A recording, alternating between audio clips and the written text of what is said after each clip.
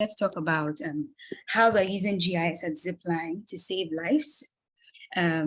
So before I start, I'll just say a few things about myself. I've been in the geospatial industry for about 6 years now. I graduated from the Kwame Nkrumah University of Science and Technology in 2014, moved on to do my master's in the University of Glasgow. And since then, I've been working in different GIS companies. Most notable would be my work that I did in Walilel, Ghana, where we were doing different geospatial analysis and working on different data sets that was relevant to real estate developers and landowners in London. And I moved to Zipline in 2019, been with them since. And in my spare time, I like to volunteer. I volunteered with African Women in GIS and the #1 befriending agency in the past. So today, Flying to Save Lives with GIS. I'd first give a brief overview about what Zipline is for people who may not have heard of the company yet. So Zipline, I think we can say we are the world's leading autonomous aerial delivery system. We provide blood medical products to rural areas in different countries using our drones. And we've been set up since 2017. The first country we set up in was Rwanda, and we've been providing the service since. But since then, we've been moving to other countries. Our mission is to provide every human on earth with instant access to vital medical supplies. And we've been moving beyond even providing just medical supplies, as you see in the coming slides. Right now, we started in Rwanda, we moved to Ghana, we set up about 6 hubs in Ghana now, which are fully functional distribution centers in different regions in Ghana. We have distribution centers in the US, North Carolina, and Arkansas. We are currently operational in Nigeria. We have distribution centers in Kaduna, and we have some coming up in Bayelsa and Cross River very, very soon. We are also setting up in Kenya soon. And we are also fully functional in Japan, where we go beyond providing medical products and blood. We also even deliver some basic needs like bento boxes or lunch boxes to people who are secluded from the mainland. So there are people who live on an island in Japan that have difficulty accessing some basic stuff like groceries and that kind of thing. So we use our drones to deliver these products to them on a need-to-need basis. Currently, since we set up in 2017, we have flown successfully for over 30 million miles globally. We have done 440,000 plus commercial deliveries, and we have delivered over 4 million products. And cumulatively, for all the countries that we are set up in, we are able to serve over 25 million people. So gradually, we hope to achieve our aim, and hopefully we'll be able to serve every human living on Earth that will need our services. You know, healthcare is something that is fundamental to everybody everywhere, and we aim to bridge the gap between people who find it hard to get access to healthcare very quickly. So we are able to achieve all of this with our drone. So we have a whole department and manufacturing department at Zipline who are dedicated to building this kind of drone. So we like to call it a Zip, and it has a round trip range of 210 kilometers. This round trip range is dependent on the nature of the terrain. So if we have a flatter area or maybe a hilly area, it will affect our round trip range. So we could go more than 210 depending on the nature of the terrain. And it's fully autonomous, totally unmanned. No one has to do anything to it. It goes to the destination and returns on its own. It has a cruising airspeed of 103 kilometers per hour. So it's very, very fast. And it's battery powered. So we emit little to zero emissions. So it's even able to conserve as much energy, like 97% energy than even electrical vehicles. And because it's very fast, as you can see, the cruising airspeed, we are able to trips that would take a long time or many hours for a car to do. We are able to do it in a matter of minutes or less than an hour. So there are instances in Ghana where we serve health facilities that are like if a car was supposed to deliver their medical products to them, they would have to drive to a ferry. A ferry would have to take them over a water body before they can get to the health facility. But because of us, in a matter of minutes, they can get all their products that they need to save lives at the hospital. And we have a payload of 1.75 kilogram assets now. It's improving all the time continuously. So even 1.75 means we can carry a lot more things that medical products in this way, lots more things that people might need. How do we use GIS to achieve all of this that I've talked about? At Zipline, there are a number of ways where GIS is being applied. We apply it in our transit and delivery routes planning, in site selection, in deciding where we want to place a distribution center. And also, if we want to visualize our data, we use GIS to do that. We use GIS to analyze our data, and for management of our data, we use different GIS systems. So for our transit routes, for every distribution center that we set up, we need to create routes that are invisible, but like they exist up in the air. We need to generate routes from our distribution centers all the way to the health facilities. So as you can see on your screen, you would have different routes branching out from the distribution center that these drones will take. All these routes are geotagged and broken down into segments. So with GIS and GPS, we are able to determine the location, and then the Zip also has a GPS on board. So it knows where it's going and it knows where it's coming from. It can go on its own to the delivery location, deliver, and then return back to the nest because it knows the coordinates. Also for our delivery route, so once a Zip or a drone leaves our nest and goes to the health facility where it's supposed to deliver a certain product, it does not land to drop. It drops the package mid-air. So from a distance of, let's say, 25 to 30 meters, it just opens up its drop mechanism, and then the package is connected to a parachute. So it comes down slowly and then it drops. So the maneuver with which it would know exactly where to open the drop mechanism and drop the package is what we term as the delivery maneuver planning. So we need to plan this such that it is free of obstacles and it is free of maybe there will be power lines near to the hospital. There will be towers, like telecommunication towers. We need to make sure that we are able to maneuver our way all around these obstacles such that we can have a safe delivery and a safe flight. So we use GIS to be able to determine the location of all these obstacles by obtaining their coordinates, preparing them, and then putting them in a database so that they show up in this in-house GIS tool, and we are able to plan it and plan the delivery maneuver. For site selection too, before we set up in any country, there are certain factors or parameters that helps us to decide where we want to place a nest.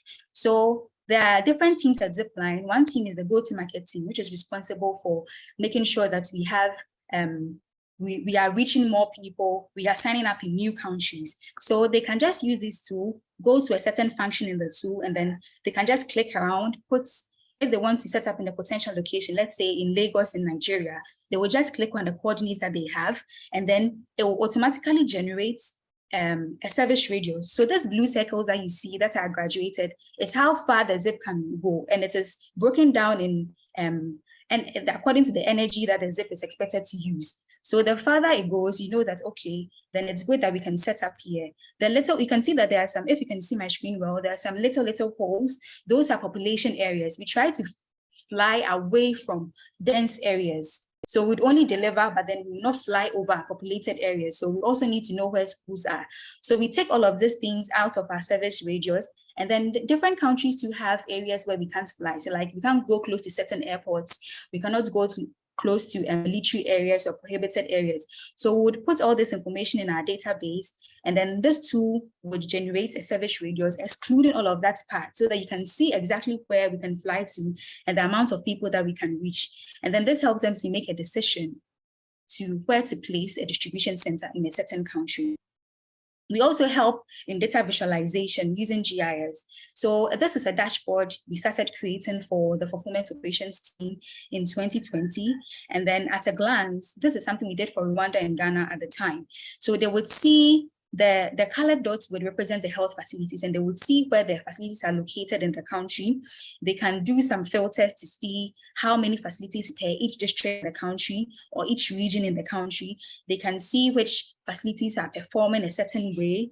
They can do all of that analysis. And then this helps them to decide where they should put more effort to get the facilities to maybe, sometimes some facilities, we noticed that when we started making this dashboard, we noticed that facilities that are close to their regional medical store, that is the government agencies that serve them with their medical products, they tend not to order a lot from us because they feel like they can just drive to the medical store and then pick up their products, or the medical store can deliver to them.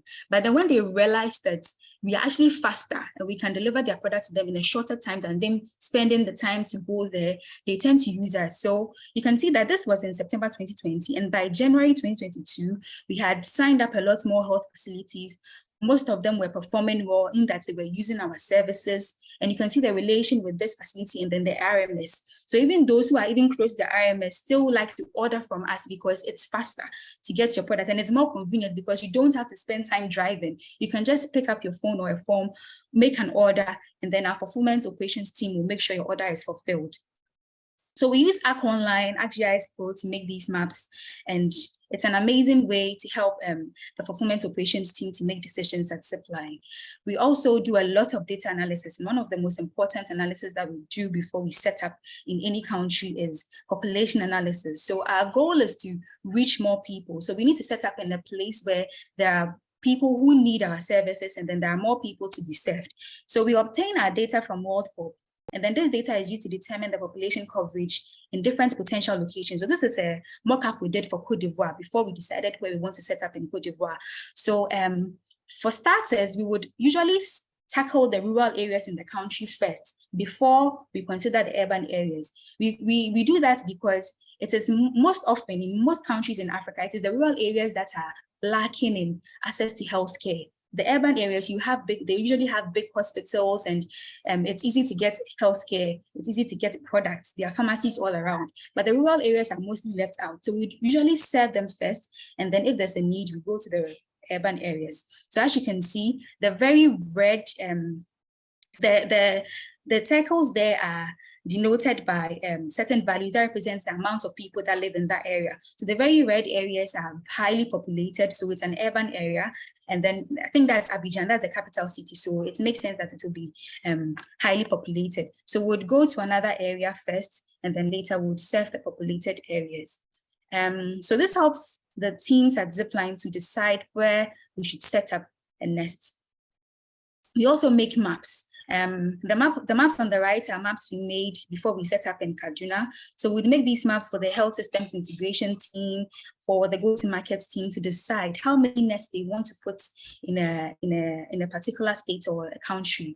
So the first map has 2 distribution centers. So you can see that the third distribution center on the left, on the northwest of Kaduna, it doesn't really cover a lot of health facilities.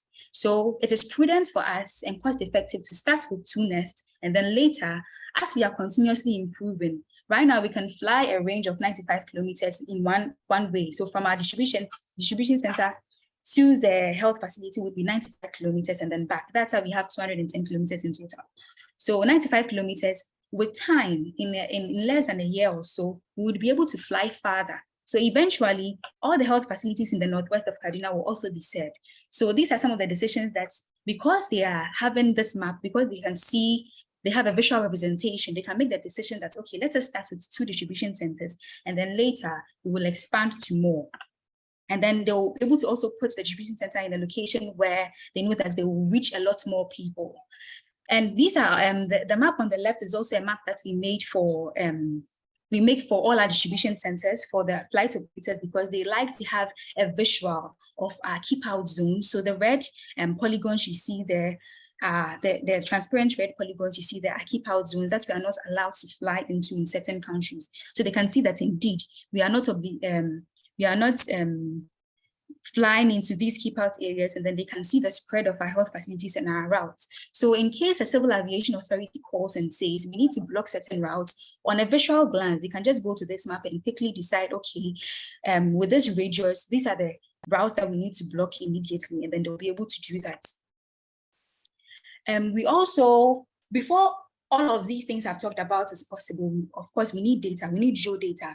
So it's the GIS team at Zipline's responsibility to source this data to be able to make all these decisions. Some of the data that we really need are tower or mast. You know, we are flying and we deliver products, and when we are about to deliver products, we come down to a certain height.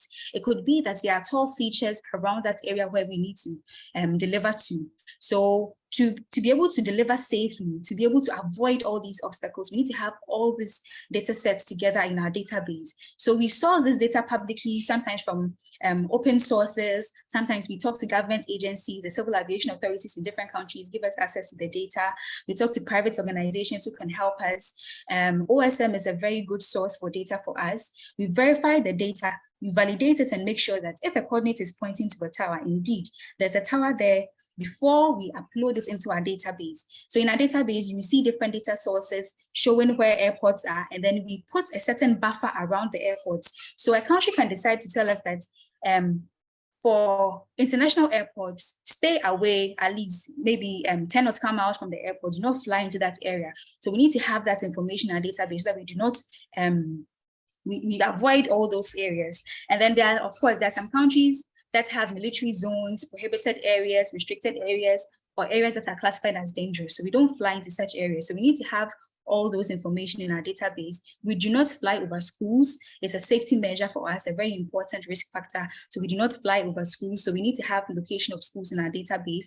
So before any nest can start flying anywhere, we need to make sure that we have gotten all this information and our routes are taken into consideration, or our routes are avoiding all these areas before a nest can even set up. So it's very important, and it's a very fundamental step to Zipline being able to serve more people. So this is just a view of the different countries that we are currently in: Kenya, Japan, as I've said earlier, Kansas, and we are reaching a lot more people. And it's amazing how the testimonies that we keep getting from people who have been benefactors of our service, sometimes they tell the health facilities would get back to us with information that there was this person that maybe had a snake bite or was suffering from malaria or any other disease, and then it was hard to get medical products. But then because we were able to deliver on time, we have saved that person's life.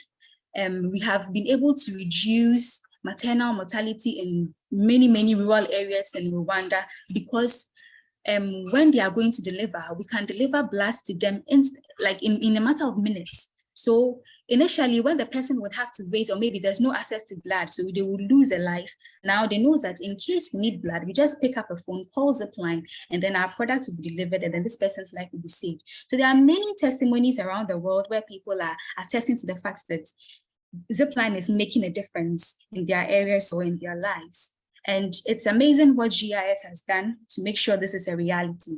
With that being said, it is good to say that GIS is not the only department at Zipline. I talked about the manufacturing department, there's the fulfillment department, there's the flight operations, there's go-to-market team, there's the HSI. Everybody does something, and then collectively, we are able to meet our goal, which is to serve every human on earth, to provide instant access to healthcare to every human on earth.